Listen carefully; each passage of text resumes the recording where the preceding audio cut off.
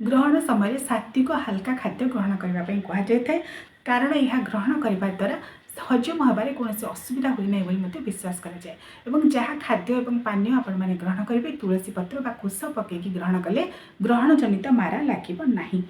अनेक अंचल ग्रहण समय जो खाद्य आपण मैंने हल्का खाद्य ग्रहण कर अनेक लोक हलदी पकईकि ग्रहण करते। हलदी पकड़ा द्वारा खाद्य शुद्धता रही है, ग्रहण जनित मारा लगे ना। ग्रहण समय कहीं खाद्य ग्रहण करने निषेध कर वैज्ञानिक सम्मत कारण संपर्क में आज आसतु जाने।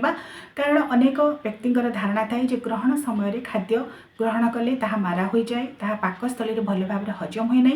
अनेक व्यक्ति मानि न था। तेज वैज्ञानिक सम्मत कारण रही चंद्र सूर्य जेहेतु आमर पृथ्वीर अति निकटतर तेणु जितेबाला ग्रहण लगे आमर शास्त्रीय धारा आमर पौराणिक विश्वास अनुसार आमर ज्योतिष शास्त्र विश्वास अनुसार विश्वास कराए खाद्य ग्रहण करने द्वारा अनेक प्रकार शरीर प्रभावित होता है। तेज प्रथम कारणटी हूँ एमिशन ऑफ इलेक्ट्रोमैग्नेटिक रेडिएशन अर्थात ग्रहण समय चंद्र और सूर्य पाखर इलेक्ट्रोमैग्नेटिक रेडिएशन होता है जहाँ खाद्य प्रभाव पकाई थाए।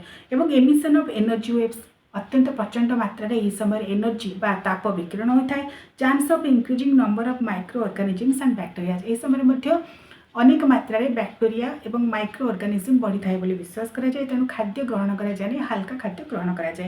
Contaminated diseases due to increase of contaminated microorganisms ग्रहण समय जेहेतु अनेक प्रकार प्रक्रिया आरंभ होता है आम सूर्यमंडल चंद्रमंडल तेणु विभिन्न प्रकार कंटामिनेटेड डिजीज सृष्टि हुए विश्वास कराए। बैक्टेरिया बढ़ी था विश्वास कराए। पूर्व काल अनेक धारणा को लेकिन आमर जीवन जापन जेहेतु प्रभावित हो आसी से विश्वास आधार में आम क्या सम्मान देकी ताको पालन करुचे। किए मानिबे किए न मानिबे तांकर व्यक्तिगत मत मात्र जहाँ आमर धर्मीय श्रृंखला रही धर्मीय व्यवस्था रही ताहाको आमे मानिबा सम्मान देबा। यहाको मानिबा द्वारा बा सम्मान देबा द्वारा कहार क्षति हुए ना। तेणु आमे आमर धर्मीय श्रृंखला धर्मीय परंपरा धर्मीय विश्वास सम्मान देबा। तेणु पवित्र भाद्रपद पूर्णिमा दिन जेहेतु खंडग्रास संपूर्ण चंद्रग्रहण पड़ुछि मन रखिबे 12:58 पूर्व जहाँ जहाँ देवनीति कार्य पूजा कार्य भागवत जन्म पूजा कार्य ए सब को समापन करेंगे। 12:58 रात्र 1:26 पर्यंत देवनीति निषेध पाकत्याग एवं हांडी छाड़ नीति अच्छी।